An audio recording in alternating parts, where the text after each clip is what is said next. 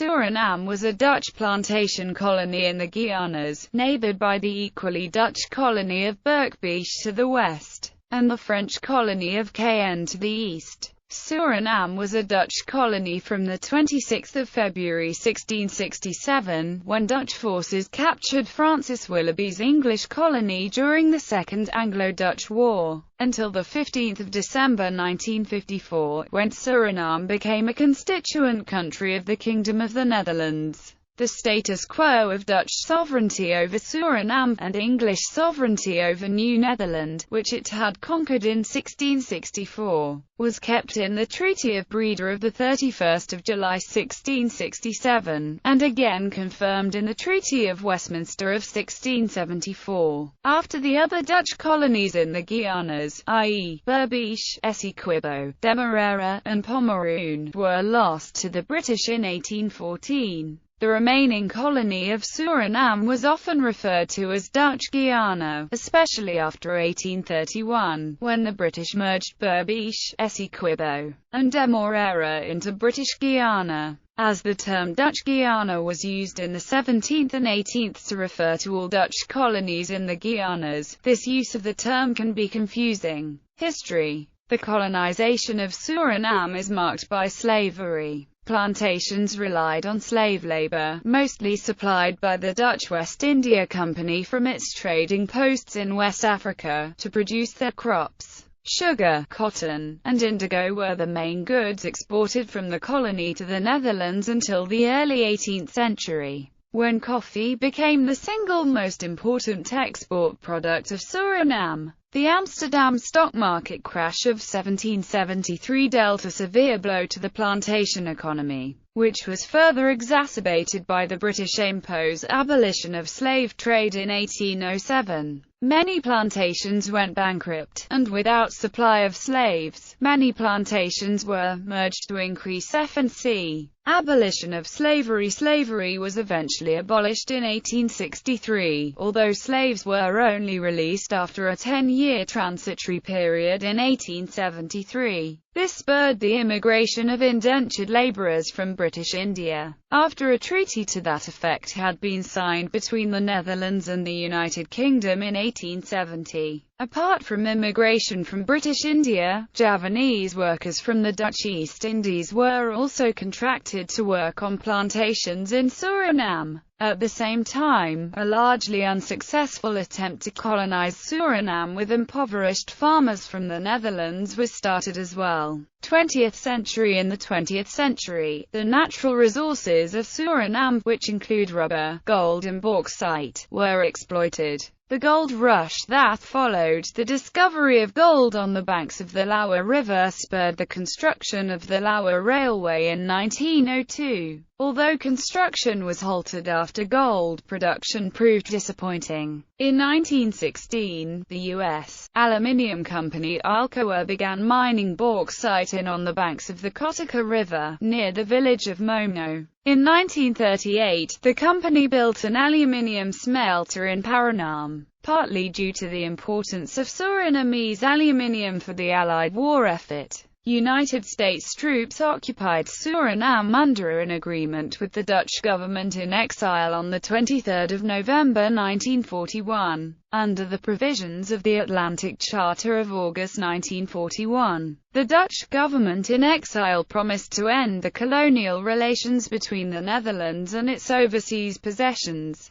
promising them far-reaching autonomy and self-rule. This was eventually accomplished by the proclamation of the Charter for the Kingdom of the Netherlands on 15 December 1954, which constituted a kingdom in which the Netherlands, Antilles, and Suriname participated in on a basis of equality. In 1975, Suriname left the Kingdom of the Netherlands to become the independent country of Suriname. Administration. From 1683, the colony was governed by the Society of Suriname, a company composed of 3 equal shareholders, being the City of Amsterdam, the family Van Eysen van Sommelsdijk, and the Dutch West India Company. Although the organization and administration of the colony was limited to these 3 shareholders, All citizens of the Dutch Republic were free to trade with Suriname. Also, the planters were consulted in a council of police, which was a unique feature among the colonies of Guiana. In November 1795, the society was nationalized by the Batavian Republic. From then on until 1954, the Batavian Republic and its legal successors governed the territory as a national colony, barring a period of British occupation between 1799 and 1802, and between 1804 and 1816. After the Batavian Republic took over in 1795, the Dutch government issued various government regulations for Suriname, establishing the government of the colony.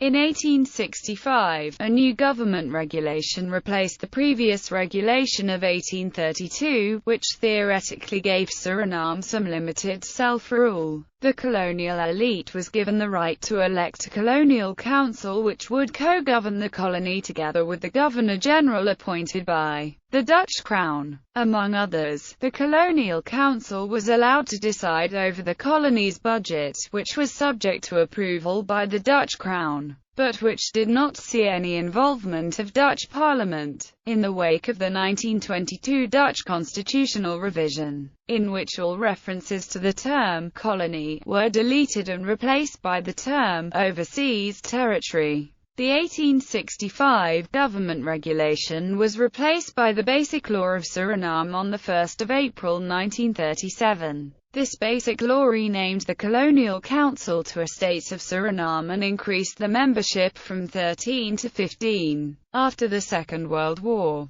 during which the Dutch government in exile had pledged to review the relationship between the Netherlands and its colonies, the Basic Law was heavily revised. In March 1948, revisions to the Basic Law were adopted by Dutch Parliament, which introduced universal suffrage for both men and women, which increased the membership of the estates from 15 to 21, and which introduced a College of General Government which was to assist the governor in the everyday government of the colony, and which was the precursor to the Cabinet of Ministers. The new constitution took effect in July 1948. Dutch Guiana. Although the colony has always been officially known as Suriname or Suriname, in both Dutch and English, the colony was often unofficially and semi-officially referred to as Dutch Guiana in the 19th and 20th century, in an analogy to British Guiana and French Guiana. Using this term for Suriname is problematic, however, as historically Suriname was only one of many Dutch colonies in the Guianas, others being Berbice, Essequibo, Demerara, and Pomeroon, which after being taken over by the United Kingdom in 1814, were united into British Guiana in 1831. Before 1814, the term Dutch Guiana did not describe a distinct political entity, but rather all colonies under Dutch sovereignty taken together, while referring to post-1814 governors of Suriname as governors of Dutch Guiana seems harmless. It is problematic doing the same for the pre-1814 governors,